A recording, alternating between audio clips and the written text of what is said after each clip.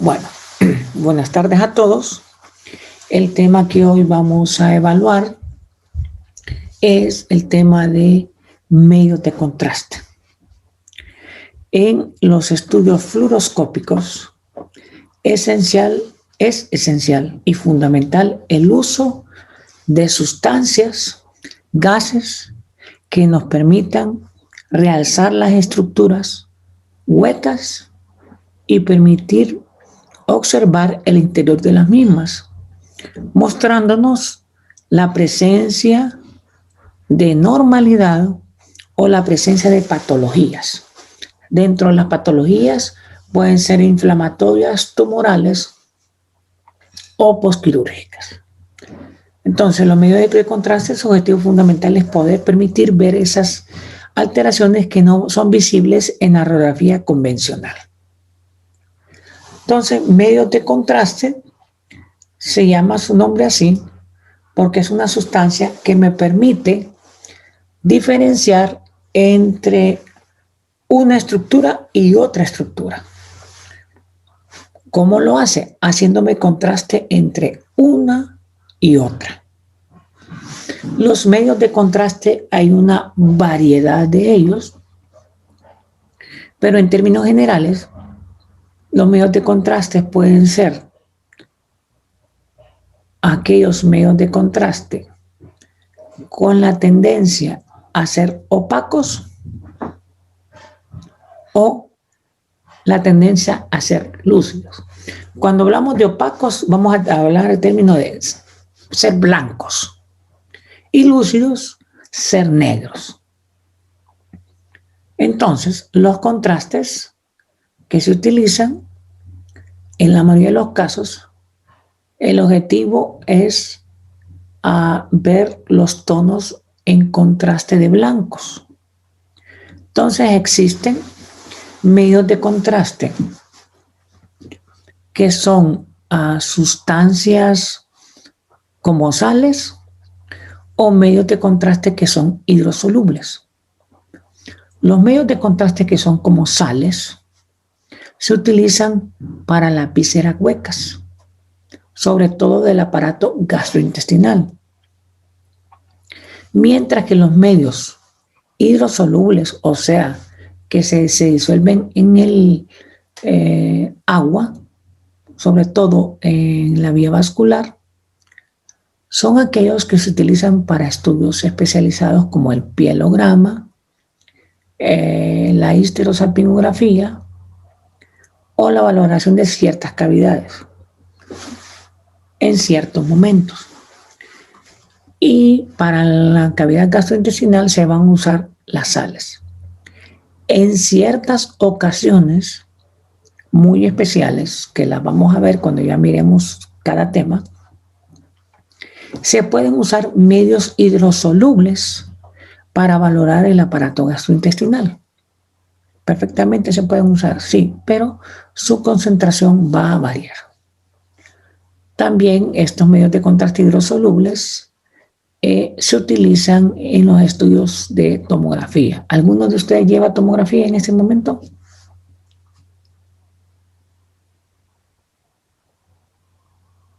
No, ninguno. No. Chocaba con el horario. Bueno, entonces los medios hidrosolubles se usan mucho en tomografía, tanto en la vía intravenosa como en la vía gastrointestinal. ¿Qué son? Pues son hasta cierto punto fármacos complejos con propiedades físicas que producen diferentes señales en un entorno anatómico. Cuando decimos en un entorno anatómico estamos hablando de una estructura del cuerpo humano, que su objetivo primordial es encontrar diagnósticos de patologías específicas. En la imagen que ustedes tienen en este momento, miran diferentes frascos con diferentes nombres y tamaños.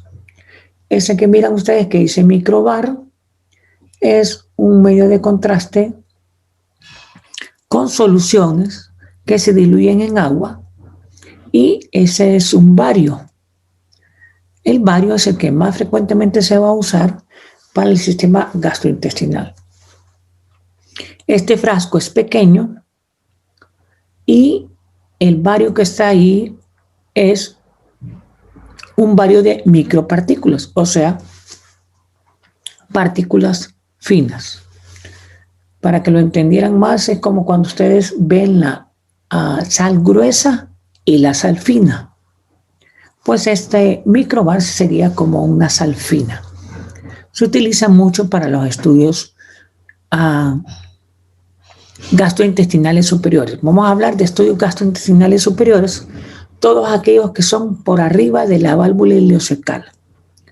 La válvula ileocecal es aquella que divide el intestino delgado del intestino grueso.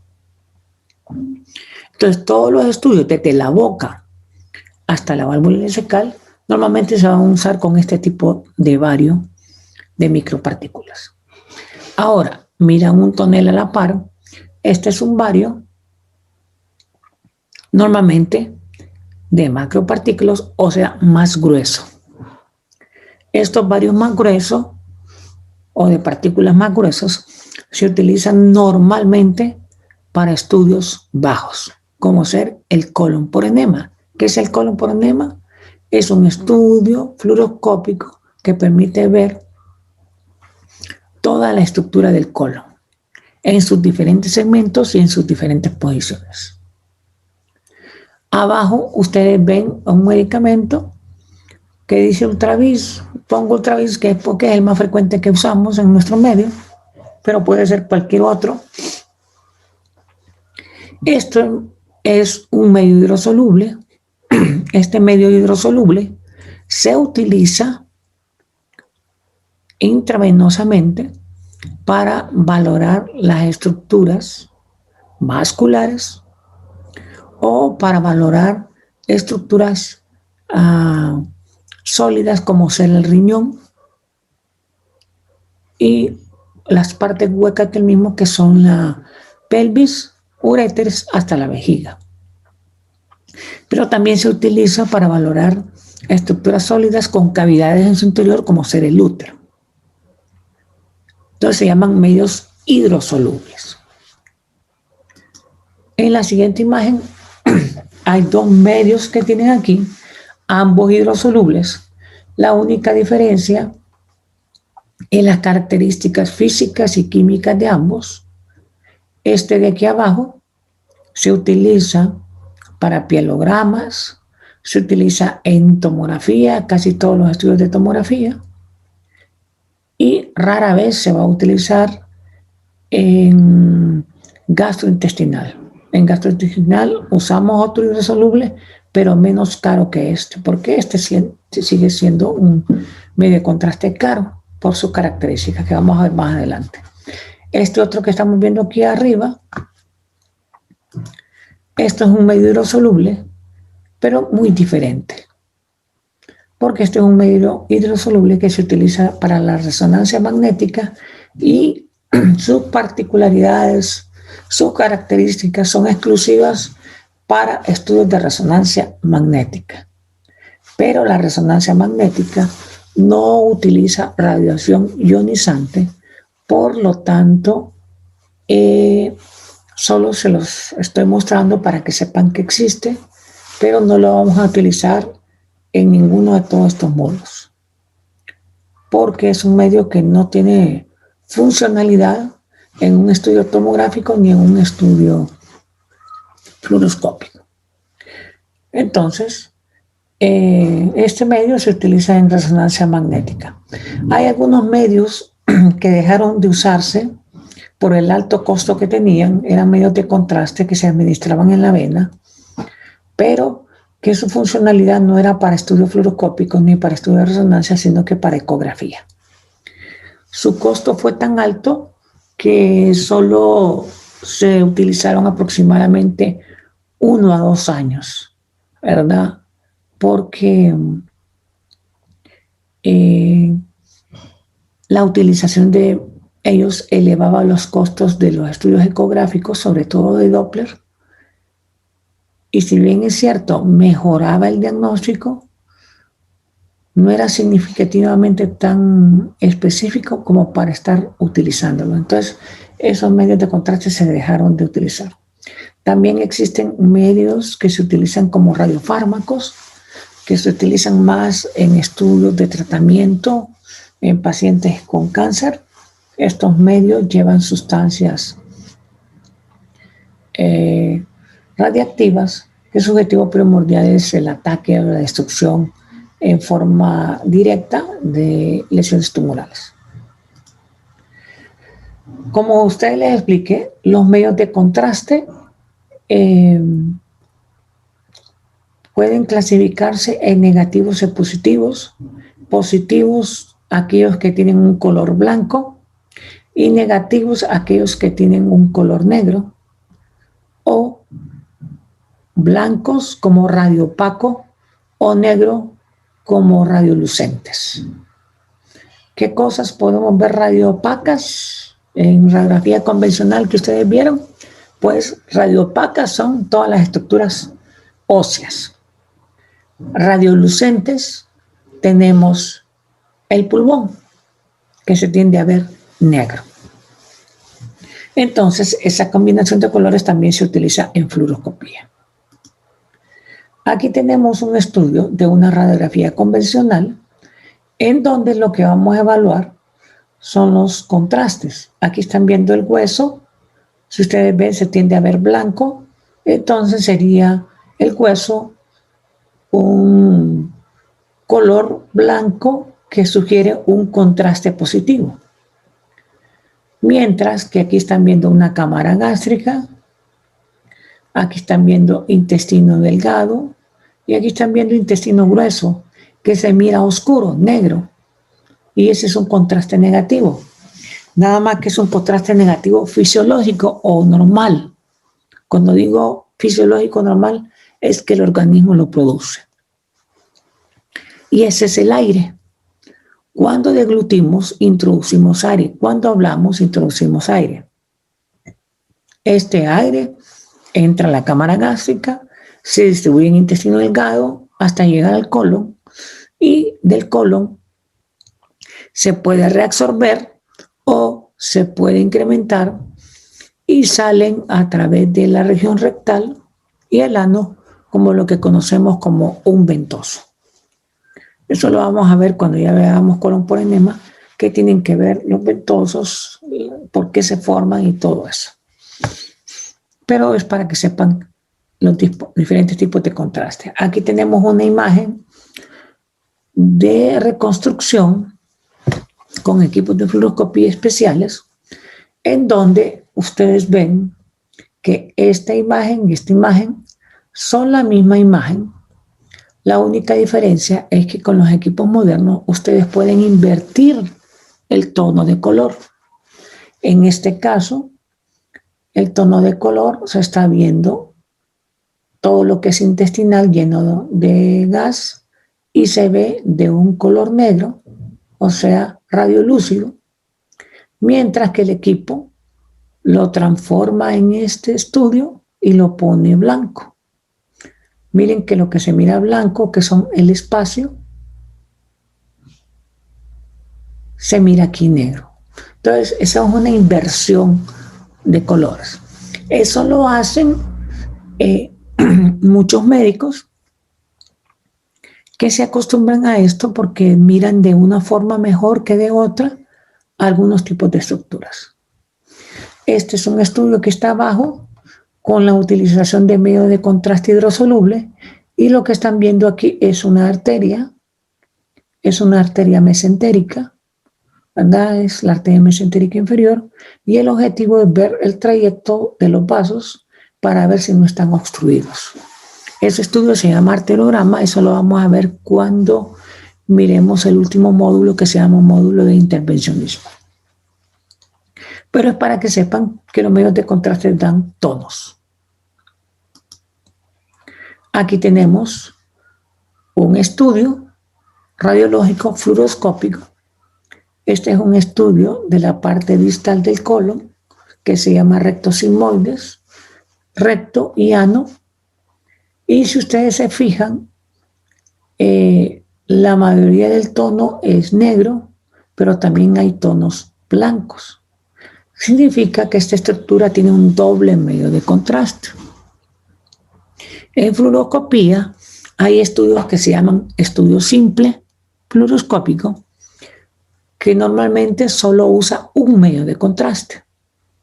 Y ese medio de contraste va a ser el positivo, o sea, el bario.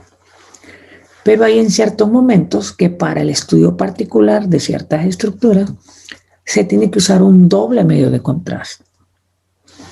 Entonces, este es un estudio con doble medio de contraste, con un contraste positivo y con un contraste negativo. En estas partes distales hay un contraste positivo. Miran el borde de la pared, es blanca y el centro es negro. ¿Por qué? Porque aquí hay doble medio de contraste. La pared está pintada con el bario y el centro está lleno de gas. Esto nos permite ver la mucosa, así se llama, la mucosa del intestino grueso. Y nos permite valorar patologías específicas de las enfermedades. Entonces, por eso es importante saber que el uso del doble medio de contraste es fundamental en estos estudios. Aquí tenemos un medio de contraste positivo, ¿verdad? Hay empresas que producen el bario grueso para los estudios de colon por enema y el bario fino para estudios gastrointestinales superiores. Aquí tenemos un estudio donde se usó sulfato de bario con un esquema con doble medio de contraste que nos permite ver diferentes segmentos del estómago. Estos segmentos los vamos a ver en el módulo gastrointestinal, pero vamos a ver que la utilización del doble medio de contraste nos permite ver los diferentes segmentos del estómago, tanto el esófago como la parte superior del estómago, las curvaturas, el antro, el píloro, etc. Pero miren que en partes son positivas, en partes son negativas. Su objetivo primordial es que en ciertas proyecciones vamos a tratar de mover el medio de contraste positivo hacia un lado o hacia otro con el objetivo de valorar ciertas estructuras. Aquí tenemos un estudio también con doble medio de contraste, nada más que con valoración del intestino grueso. Y este doble medio de contraste nos permite ver lesiones específicas como la que estamos viendo acá. Miran esta burbujita acá, aquí hay otra. Estos se llaman divertículos, igual que este, y que se logran visualizar en un estudio con doble medio de contraste. No siempre, cuando se encuentre esta patología, no siempre se administrará doble medio de contraste. Cuando veamos esto, les voy a explicar cuándo se debe de usar y cuándo no se debe de usar. Entonces, estos estudios estamos viendo un doble medio de contraste. El medio de contraste hidrosoluble también se conoce con el doble de contraste yodado. ¿Por qué se llama contraste yodado? Porque tiene concentraciones de yodo en su interior. Y esto hace que esa molécula se pueda distribuir en todo el torrente sanguíneo. Hay medios de contraste, cuando se crearon los primeros, se llamaban iónicos. Actualmente se llaman no iónicos. ¿Qué pasa con eso de iónicos y no iónicos? Pues los iónicos son, como que ustedes miren, 3 pelotitas en donde debían de haber 4 pelotitas. Por ejemplo, miran esta imagen que está aquí, miran estos 3 imágenes ovaladitas. Si las juntamos, haríamos 3 picos, pero si ponemos 4, haríamos un cuadrado. Este cuadrado no permite la entrada de ninguna sustancia, pero un pico de 3 permite que otro pueda entrar. Entonces, cuando son 3, se llaman iónicos. Cuando están los 4, se llaman no iónicos. ¿Qué pasa con esta sustancia? Esto se lo estoy explicando en esta forma porque es más entendible para ustedes, para no tener que entrar en toda la física y la química de esto y que lo entiendan un poco más. ¿Qué pasa cuando eran iónicos? Significa que hay un elemento libre. Este elemento libre permite que las defensas de nuestro cuerpo se activen y ataquen o penetren. Y generaban muchas reacciones alérgicas, porque estos iónicos tenían una alta densidad, o sea, eran más espesos, pero tenían una alta toxicidad. Entonces, estas propiedades físico-químicas se tuvieron que ir mejorando, adaptando, y al hacerlos no iónicos, la densidad permitió que fueran más osmóticos. Cuando digo más osmóticos, es más parecidos a el plasma de la sangre. Entre más parecida al plasma sea una sustancia, tendrá más rapidez y más velocidad dentro del torrente sanguíneo. Cuando ustedes lleven tomografía o cuando miremos pielograma, es importante administrar medio de contraste. Este medio de contraste, cuando se administre, tiene que administrarse en una forma natural, como cuando se pincha en la vena y se mete solución salina. Ustedes ya pasaron por la clase de, ¿cómo se llama esta clase que les da la licenciada Mixi? Procedimiento de enfermería. ¿Ya pasaron por procedimientos? Sí. ¿Aprendieron a canalizar? Sí. En la canalización normalmente los ponen a ustedes a meter solución salina. ¿Es cierto? Correcto. Sí. Bueno, entonces cuando ustedes meten la solución salina, no tienen resistencia. El medio de contraste no debería de tener resistencia. Para que el medio de contraste no tenga tanta resistencia, debe ser casi igual al plasma. Eso se le llama osmolaridad. Los iónicos eran hiperosmolares, o sea, eran más densos que el plasma, entonces costaba que entraran más. Los no iónicos son isoosmolares, o sea, igual que el plasma. Hay otros no iónicos que se crearon, pero son extremadamente caros, son hiposmolares, o sea, son más diluyentes, pero son muy caros. Al mismo tiempo, el que tengan más osmolaridad permite que los vasos no se rompan. Eso lo aprendieron cuando ustedes les enseñaron a canalizar. Aquí tenemos un medicamento, medio de contraste no iónico. Este es un medio de contraste. Normalmente viene envasado. Normalmente se debe utilizar un frasco, no dejar segmentos.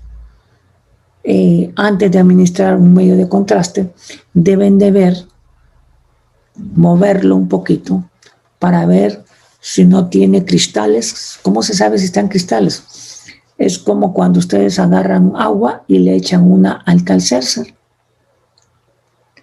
y ustedes esperan que se desintegre en el agua. Pero si el Alka-Seltzer no se ha desintegrado todavía, abajo, en la parte baja del agua, van a haber cristales.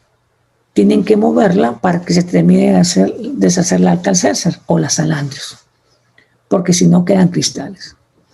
En el medio de contraste, si ustedes miran cristales, significa que es un medio de contraste que no pueden utilizar, porque estos cristales, al entrar al torrente sanguíneo, van a generar un efecto de defensa del cuerpo, los va a detectar como cuerpos extraños y pueden haber una reacción alérgica, que la vamos a ver más adelante, que puede ser de leve, moderada o severa.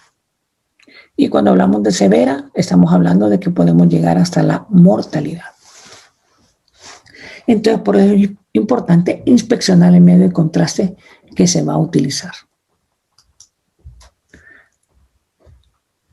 Aquí, cuando hablamos de molaridad, la molaridad del plasma es de 300 miliosmoles por kilogramo.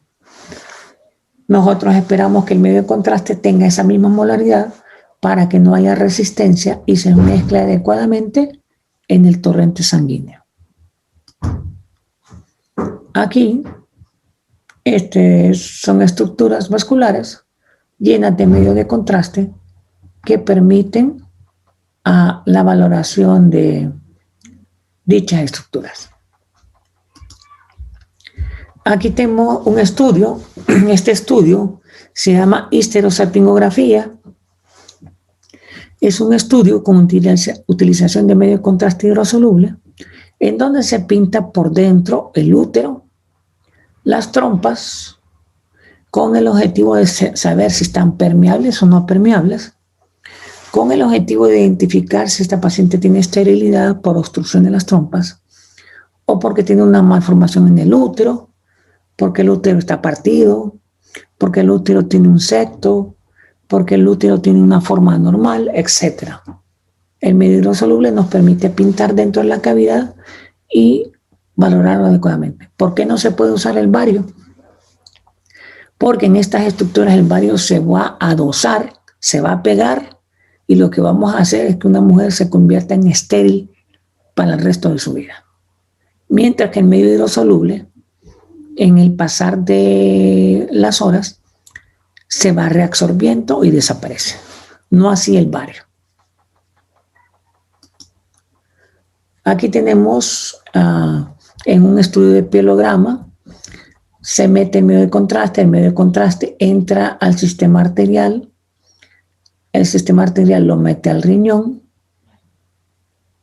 en el riñón se filtra, se va a la corteza, se va a la estructura que filtra la orina y atraviesa esa estructura, pinta la pelvis del riñón, pinta los uréteres hasta llegar a la vejiga. Y ese es el principio de hacer lo que se llama un pielograma, que el pielograma le sirve para ver y evaluar tanto la estructura como la funcionalidad de los riñones. Ese estudio lo vamos a ver en pielografía. Anteriormente, estamos hablando de años atrás, tal vez le diré unos 10 a 12 años atrás, cuando no se utilizaba o todavía la resonancia no estaba en su apogeo, para valorar la médula espinal, se necesitaba administrar medio de contraste hidrosoluble. ¿Dónde se administraba? En la parte baja de la columna, se metía medio de contraste, se pintaba por dentro y se toman radiografías AP y laterales. Aquí estamos viendo la médula pintada, eso lo vamos a ver en la clase de intervencionismo. Pero aquí lo que se está valorando es la médula con el objetivo de saber si tiene una lesión o no. Aquí también existieron medios de contraste esterificados que hoy por hoy ya no se utilizan, ¿verdad? Porque son medios de contraste que se usaron en algún tiempo para estudios especiales, sobre todo el sistema linfático, y que tenían componentes yodados y componentes grasos. Eran como un aceite, ¿verdad? Los cuales no se pueden utilizar directamente en el sistema venoso porque pueden provocar obstrucción. Hoy por hoy ya no se utiliza porque la valoración del sistema linfático se realiza a través del estudio de ecografía, o sea, ultrasonido. No necesitamos hacer un estudio de estos. Y cayó en desuso. El almacenamiento de los medios de contraste. Es importante que un medio de contraste que no ha sido utilizado debe estar dentro de su caja. ¿Para qué dentro de su caja? No tiene que ser expuesto a la luz. La luz afecta la osmolaridad del medio de contraste y forma cristales. Es ideal, estoy hablando de un mundo ideal, es ideal que el medio de contraste esté en una caja especial que guarde temperaturas especiales. ¿Qué temperatura? ¿Cuál es la temperatura normal en nuestro cuerpo?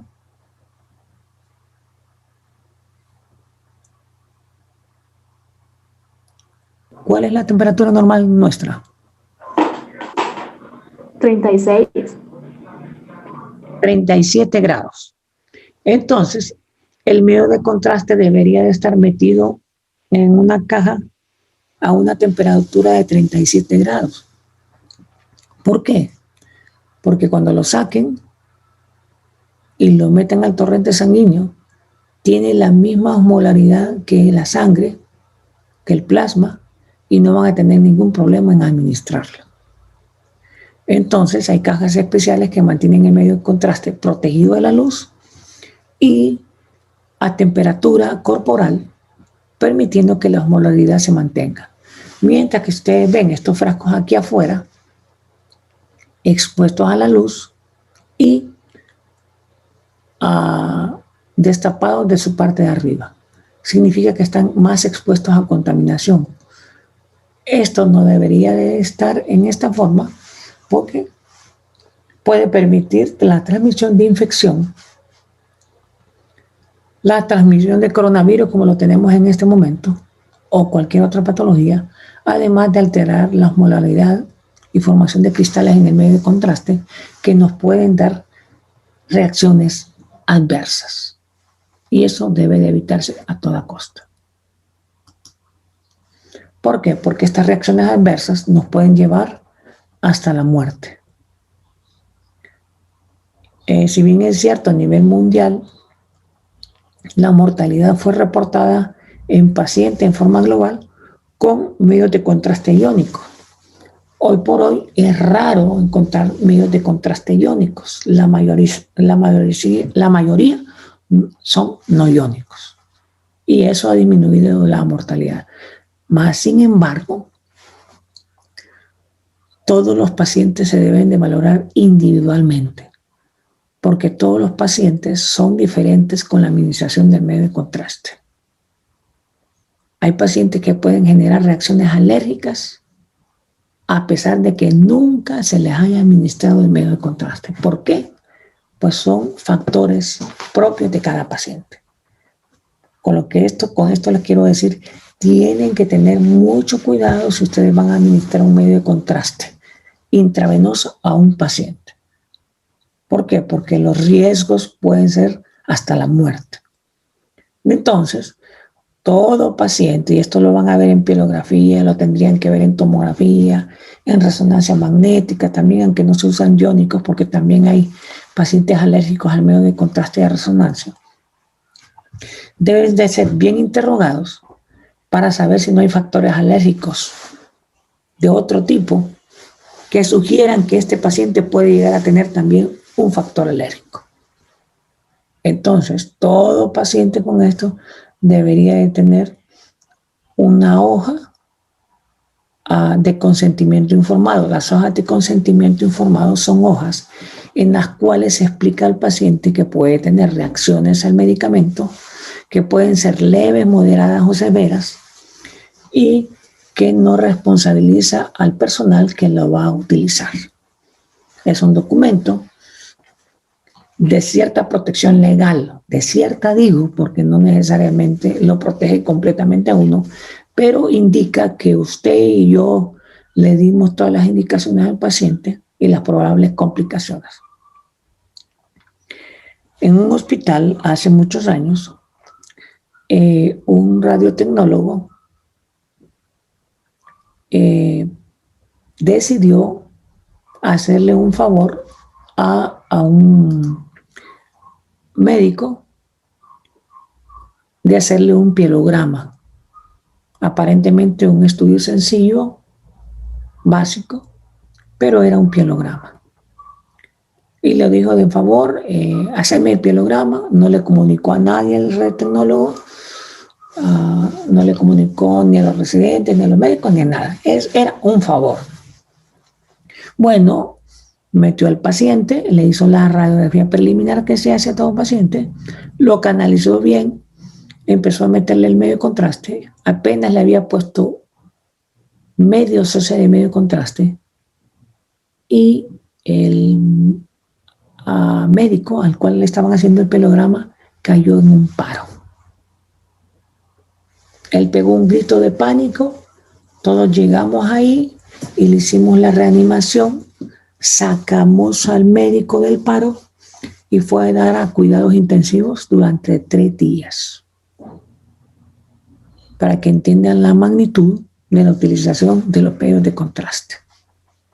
Hay que saber a quién, cuándo y cómo. Porque las reacciones pueden ser reacciones adversas, ¿verdad? Y dentro de las reacciones adversas pueden ser leves, ¿verdad? Los efectos adversos pueden ser, ponemos la extravasación, ¿verdad? La extravasación es cuando ustedes no canalizaron bien y metieron el medio de contraste y se fuga de la vena. Hasta esto debe ser una situación bien realizada, canalizar, deben estar seguros. Nosotros recomendamos en tomografía no utilizar mariposas, se debe utilizar catéteres, sobre todo si van a usar inyector, porque el catéter vibra dentro del vaso. Si utilizan una estructura metálica y vibra, rompe el vaso.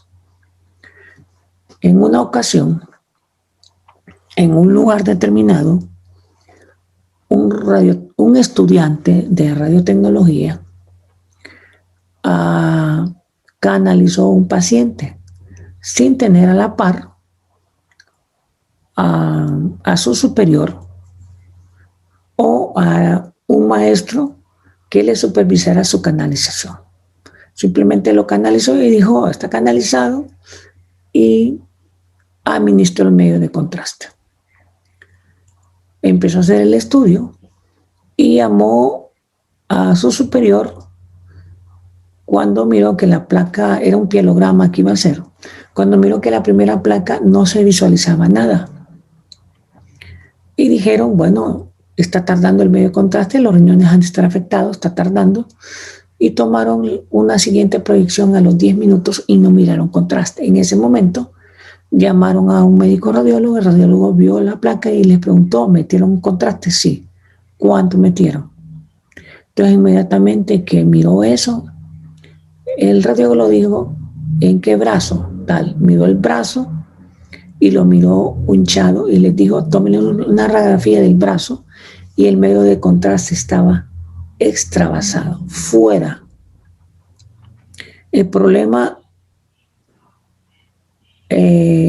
fue el siguiente. Cuando canalizó, el medio de contraste no lo metió fuera de la vena, ni dentro de la vena, sino que en la parte intermedia de la vena. Entonces, el medio de contraste disecó todo el sistema vascular venoso, se diseminó y después se metió a los espacios entre los músculos. Para no hacerles larga la historia, esta concentración de medio de contraste provocó una lesión permanente de los plexos nerviosos y vasculares del brazo de este paciente, provocando que terminara con una lesión permanente en su brazo. Entonces tienen que tener en cuenta de que deben de saber canalizar. Segundo lugar, que deben saber las complicaciones del uso de un medio de contraste. Otra complicación puede ser las náuseas y vómitos. Muchos pacientes refieren náuseas y vómitos después de administrar, que pueden durar de 3 a 5 minutos. Si persiste, ya ahí hay que darle más importancia.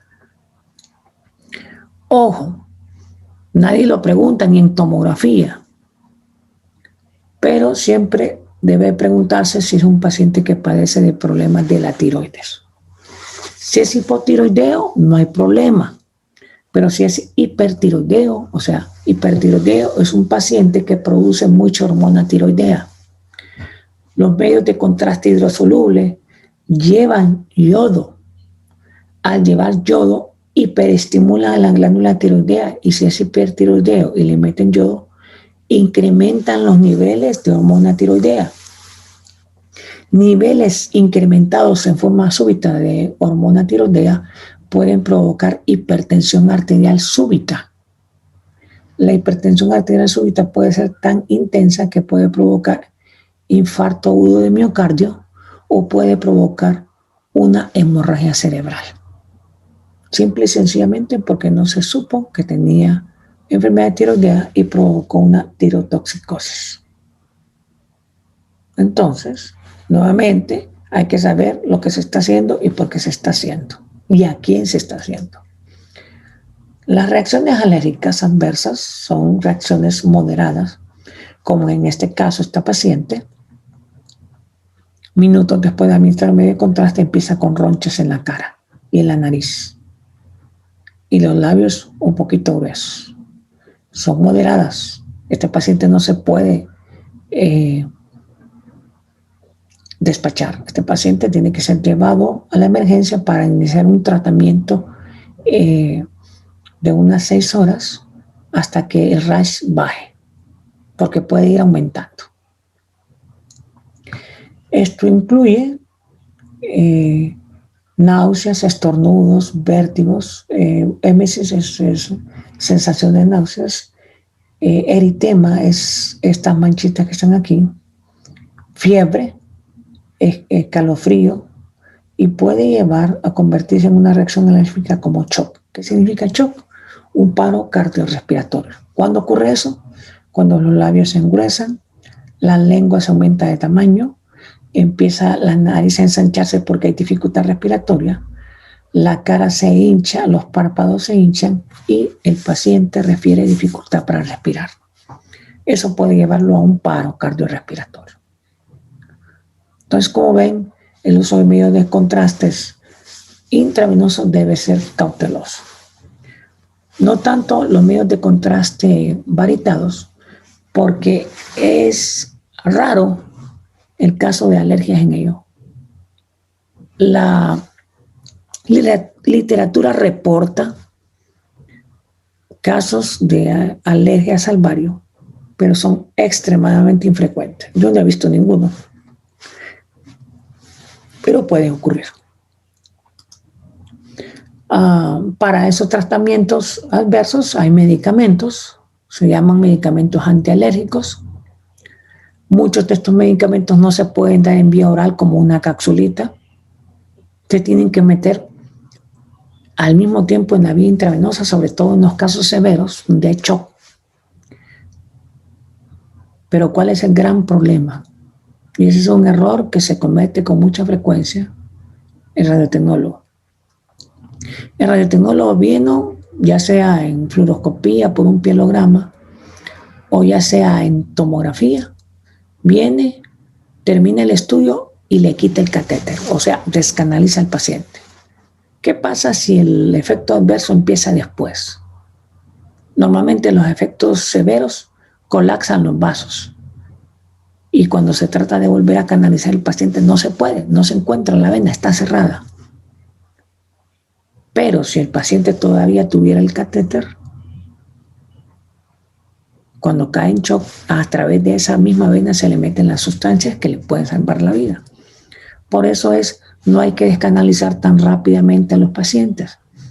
A veces hay que esperar hasta 20 minutos después de haber terminado un estudio, sobre todo en tomografía, para descanalizar al paciente y estar seguro que no va a pasar nada. Se descanaliza y se puede enviar a su casa. Pero en esos 30 minutos puede ocurrir cualquier cosa y si el catéter está ahí adentro, usted puede administrar los medicamentos que fueran necesarios para controlar una reacción alérgica. ¿Existen métodos de profilaxis para evitar reacciones adversas? Sí existen, pero funcionan en algunos pacientes y en otros no. La profilaxis puede ser dar Alergil 2 días antes, dar algunos esteroides un día antes. Cuando tenemos pacientes ya conocidos con alergias, se envían con especialistas, alergólogos, para que les den un tratamiento profiláctico de 3 días antes de la realización del estudio. Eso nos da una ventana para pensar que la reacción alérgica no va a ser tan severa, pero no significa que no la va a tener. Por lo tanto, en estos pacientes hay que doblar los esfuerzos y ser extremadamente cautelosos, aunque venga con un tratamiento. Y sobre todo en este paciente, aunque hayamos terminado el estudio, hay que esperar hasta 1 hora para saber si no va a presentar una reacción alérgica, porque no lo sabemos. Está con tratamiento, pero no sabemos si va a ser efectivo. Así que siempre hay que tener mucho, mucho cuidado. Importante, no la utilización de medios de contraste en embarazo. El medio de contraste en embarazo puede provocar un aborto espontáneo. No espontáneo, sino que un aborto. Por lo tanto, hay que tener cuidado. Cuando se va a hacer un estudio fluoroscópico, la pregunta del millón van a ser la siguiente: ¿padece de antecedentes alérgicos, sí o no? Si es mujer, ¿está embarazada, sí o no? ¿O cree estar embarazada, sí o no? Si tiene dudas, hágale una prueba de embarazo antes de administrar el medio de contraste. Aquí tenemos diferentes estudios utilizando medios de contraste diferentes. Esta es una vejiga, esta es una uretra femenina y este es un cisto-uretrograma. El objetivo es ver tanto la vejiga como la uretra. Este es un estudio vascular, ¿verdad? Normalmente esta es por tomografía, no es angiografía, es por tomografía, pero lo que están viendo son las carótidas y el sistema arterial cerebral. Que el objetivo primordial aquí es valorar eso a través de un medio de contraste. Los medios de contraste son una ayuda diagnóstica, pero hay que saber cuándo y cómo utilizarlos.